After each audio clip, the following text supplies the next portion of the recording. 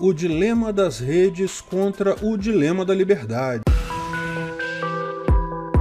Esse é o Visão Libertária, sua fonte de informações descentralizadas e distribuídas. Esse artigo foi sugerido e escrito por SouMP4, revisado por JJ Liber, narrado e produzido por Peter Turgunia. Em meio a comédias tipo Sessão da Tarde, explosões de astros brucutus no planeta e séries em sua maioria insignificantes, o serviço de streaming da Netflix por vezes se permite fazer aquelas propagandas ideológicas em favor do socialismo em sua grade de produções. Não bastasse fazer vista grossa para toda a roubalheira do PT no documentário Democracia em Vertigem, da Petra Costa, ou mesmo dar palco para o diretor de extrema esquerda, Michael Moore, inventar uma invasão europeia para resolver os problemas sociais na terra do Tio Sam, no filme O Invasor Americano, agora a empresa de entretenimento lançou o documentário The Social Dilemma, sobre o mal que as redes sociais fazem a seus usuários. Aí você pode dizer, isso é belo e moral, ela está fazendo um serviço para a população, não é mesmo? Em parte sim, liberdade de expressão é absoluta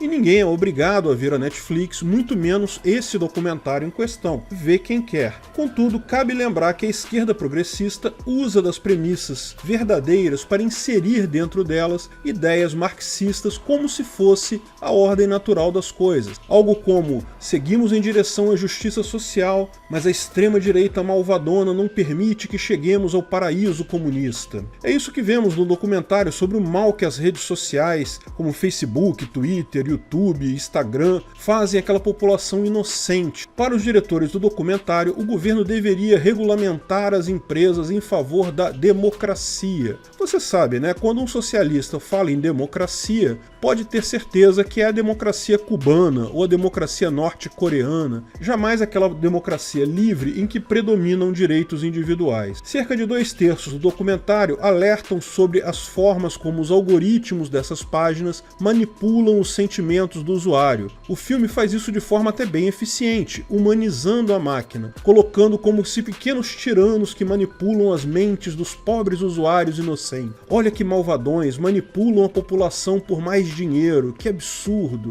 O que eles falham em mostrar é que os algoritmos focados em maior lucro buscam oferecer exatamente o conteúdo que aquela pessoa deseja. Do ponto de vista de uma rede social, ela quer que as pessoas passem o máximo de tempo possível ali, porque isso aumenta a quantidade de anúncios que essas pessoas veriam na plataforma e, portanto, aumentam o lucro. A melhor forma dela manter a pessoa dentro da rede social é justamente mostrando para essa pessoa informações, posts, vídeos, fotos de coisas que ela tem interesse, ou seja, a pessoa já tem aquele interesse intrinsecamente e por isso o algoritmo leva para esse caminho. Não é o contrário, não é o algoritmo que determina o que a pessoa gosta. Portanto, o algoritmo em si não leva a pessoa a uma ideia ou ideologia política, seja extrema esquerda, extrema direita, libertário, o que for. A pessoa que está naturalmente buscando essa ideologia porque isso é o melhor para ela, ela se sente mais confortável assim,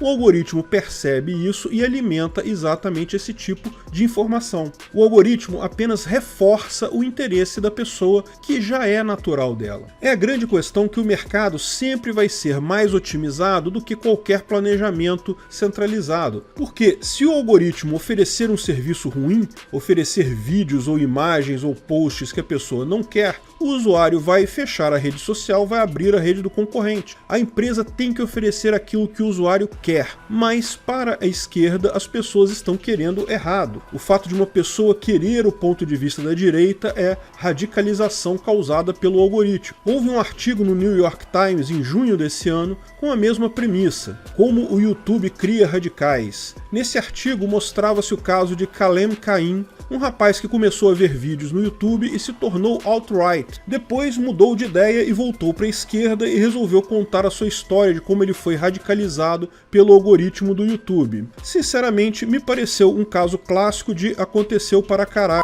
que vemos de forma muito comum em memes nas redes sociais por aí. Até porque, se ele sozinho se desradicalizou, isso mostra que o YouTube não fez um bom trabalho em radicalizar ele assim no final das contas. De qualquer forma, essa é a visão que a esquerda quer passar. As pessoas são seres inocentes que não têm capacidade de pensar por si próprias e se tornam de direita porque o algoritmo do YouTube radicaliza elas. O que é uma besteira, o YouTube sugere vídeos de direita para quem já tem interesse em vídeos de direita. O grosso da população brasileira já é de direita e extremamente conservadora. O YouTube apenas oferece para essas pessoas informações de direita porque é isso que as pessoas querem. Antes, a mídia tradicional só oferecia o ponto de vista da esquerda, o establishment socialista político do Brasil. O mesmo acontece lá nos Estados Unidos. Contudo, no clímax da produção da Netflix é que vemos a verdadeira boa intenção, e a partir daí começa um verdadeiro pornô de ideias socialistas, progressismo em estado puro.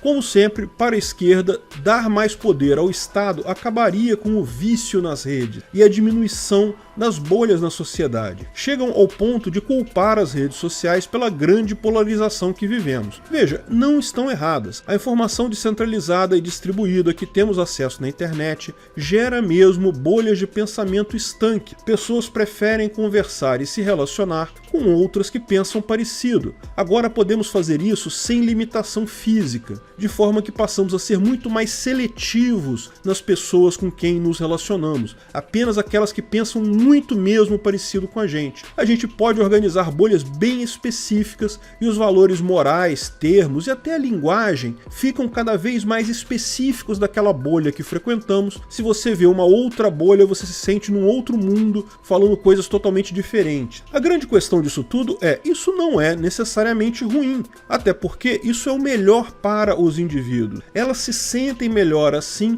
e é só por isso que o algoritmo acaba levando elas nessa trilha. Tudo acontece porque isso é melhor para o indivíduo, já é o interesse do indivíduo ver aquele post, aquela imagem, aquele vídeo. O problema é que isso é ruim para o establishment político socialista. O que estão propondo ao dizerem que mais governo pode resolver este problema, entre aspas, é justamente que querem voltar à forma anterior de distribuição de informações, que era extremamente limitada àquela pauta definida pelo governo. As pessoas estavam limitadas a escolher entre meia dúzia de canais abertos na TV, talvez algumas centenas de canais a cabo, todos eles com discurso uniforme da esquerda, do establishment político socialista. Haver pessoas vendo coisas fora do padrão esperado pelo establishment socialista, porém ligadas a seus próprios interesses, é ruim para a esquerda, não para as pessoas. Para as pessoas é ótimo. Mas o que os entrevistados não deixam escapar no dilema das redes é que essa bolha sempre existiu, só não estava exposta até a tecnologia que usa informações descentralizadas e distribuídas darem mais poder ao usuário de se expressar. E isso acontece independente do algoritmo que coordena essas informações. Por exemplo, talvez você tenha encontrado esse canal porque o algoritmo do YouTube recomendou ele para você.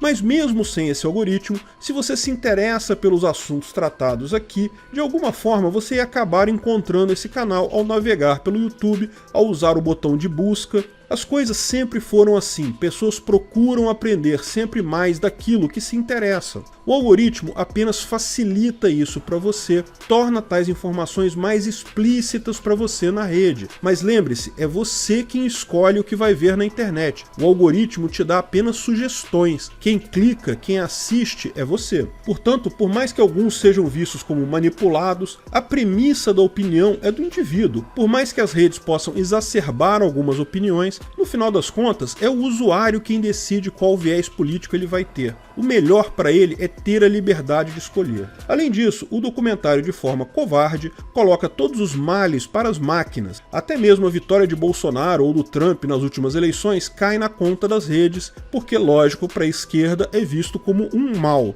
Mas parece que se esquecem que o percussor disso tudo foi o Obama, um líder admirado pelos socialistas lá dos Estados Unidos. Você lembra do Yes We Can, que encheu todas as redes sociais e ainda reverberou na mídia tradicional socialista? Mas, por coincidência, o Obama não foi citado nenhuma vez na produção. Ele aparentemente não radicalizou ninguém na visão de quem fez o documentário. Pura hipocrisia esquerdista. Vocês sabem, tudo isso do documentário é choro da elite socialista que não suporta aceitar o fato que as pessoas não concordam com eles. É bem mais fácil se apegar a narrativas pífias como essas de pós-verdade, fake news, discurso de ódio e etc. Quando for assistir o documentário, lembre-se que The Social Dilemma também quer manipular você, mas tal tentativa de manipulação é em favor de dar mais poder para burocratas do governo decidirem até que ponto você pode expressar suas ideias na internet. Eis a pior tentativa de manipulação de todas, a tentativa de manipulação do establishment esquerdista. As pessoas têm discernimento para elas próprias decidirem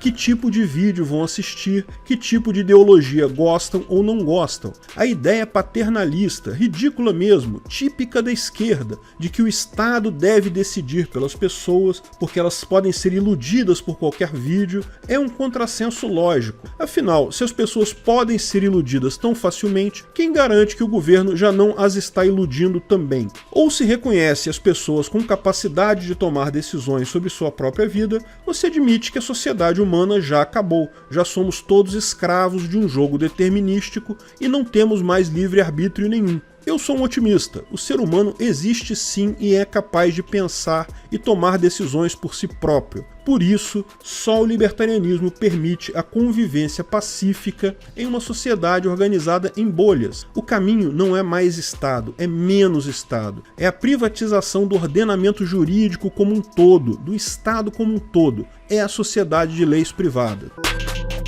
Obrigado pela audiência. Esse vídeo foi um oferecimento de armataweb.com, cloud e serviços de data center, 100% de compromisso com a satisfação e privacidade dos clientes. Aceitamos Bitcoin, veja o link na descrição do vídeo. Se você gostou desse vídeo, clique no like e compartilhe ele em suas redes sociais. Se inscreva no canal para nos ajudar, clicando no botão vermelho abaixo. Se quiser ser avisado de novos vídeos, clique no sininho ao lado. Saiba mais sobre o nosso projeto no site visãolibertaria.com. Lá você pode sugerir novos artigos, escrever artigos, patrocinar e muito mais. Confira visãolibertaria.com. Até a próxima!